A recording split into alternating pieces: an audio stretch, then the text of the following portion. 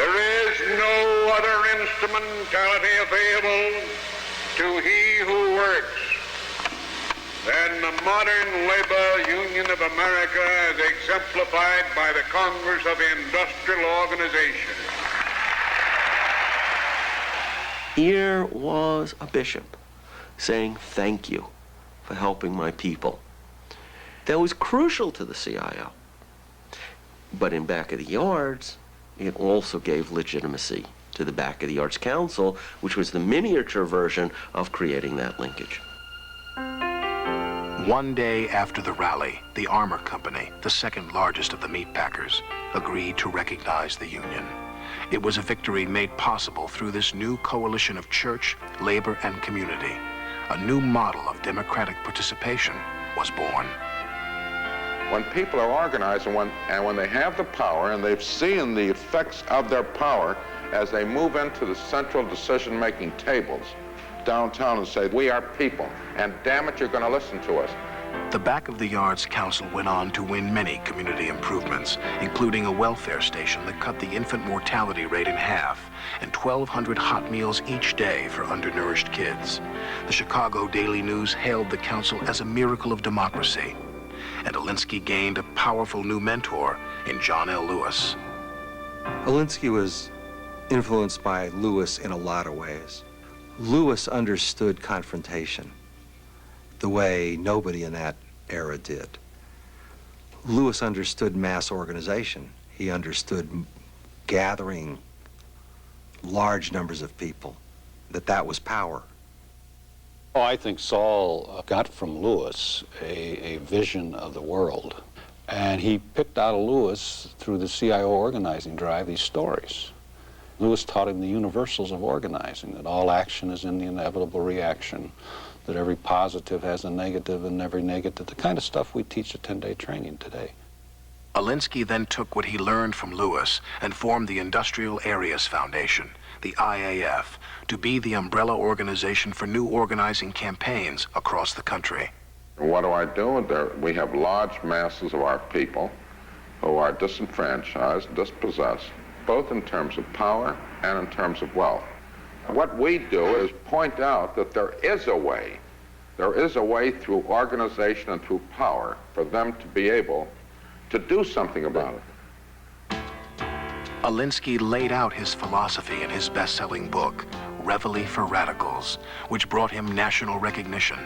In Reveille, he called on America's poor and working class to reclaim American democracy through the creation of people's organizations. I think Saul got those values from home, and particularly with his work with John L. Lewis and the workers there. He saw the poor people getting pushed around there, and he didn't like it, and therefore he said, let's organize.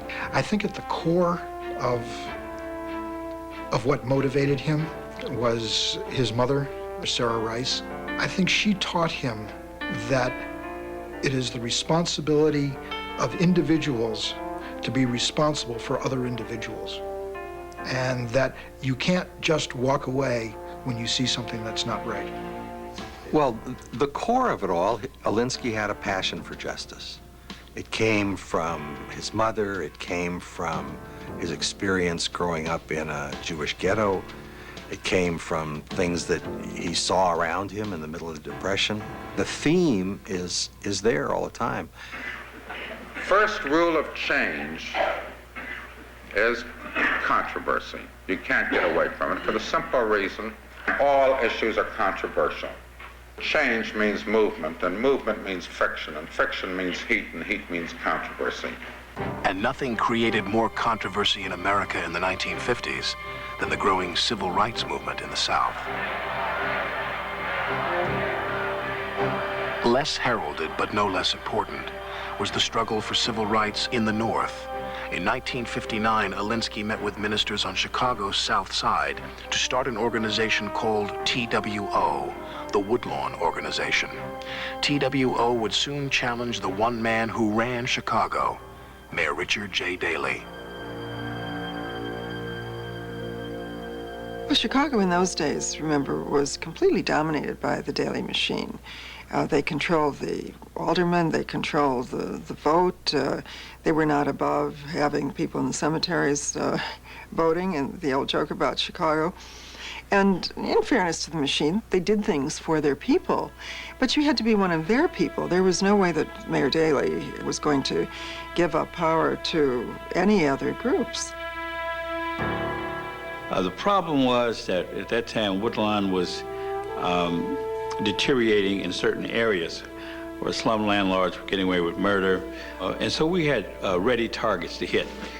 So we went in and we proceeded to find out what the issues are and then organize around that. Alinsky preached that power is built through issue campaigns that train leaders and prepare the organization for bigger fights.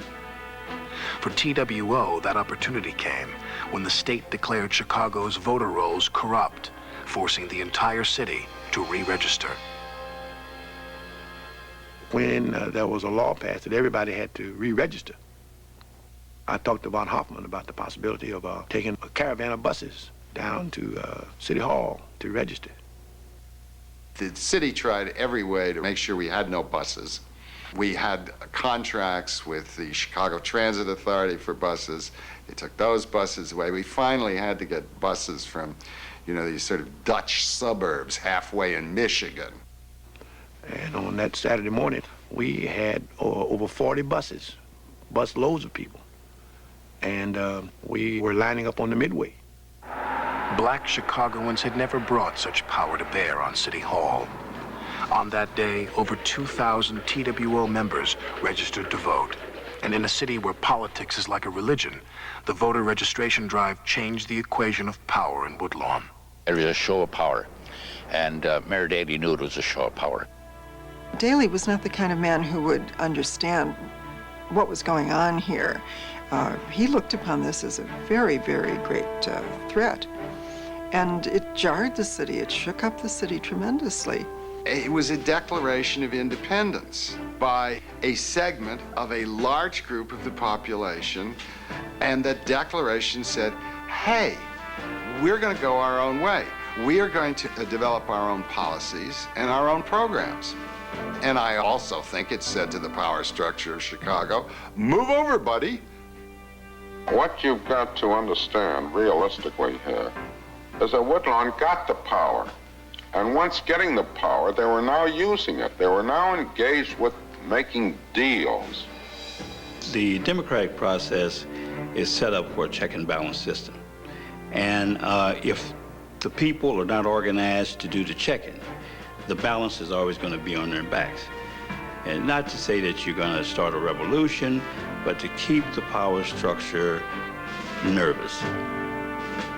All change comes about as a result of pressure or a threat. But you can't get social change or social justice without confronting. Because if you are a have-not, the haves never give you anything that's real.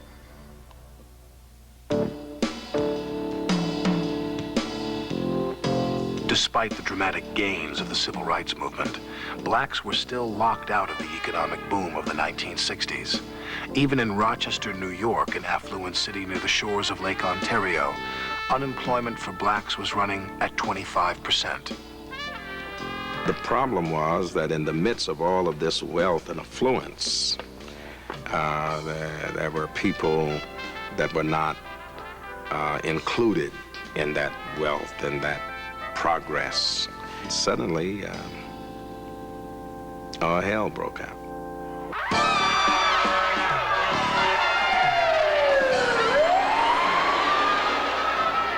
It couldn't happen here in Rochester, but it did. Just about midnight today, riots broke out in the Joseph Avenue section on the city's near north side. Race riots apparently touched off by... It was a tinderbox. The liberal white community was nervous, upset. The Rochester area council churches got nervous enough. They gathered $100,000 from somewhere and brought Alinsky in. We were skeptical again. You know, what can this white man do for black liberty, black freedom, black justice?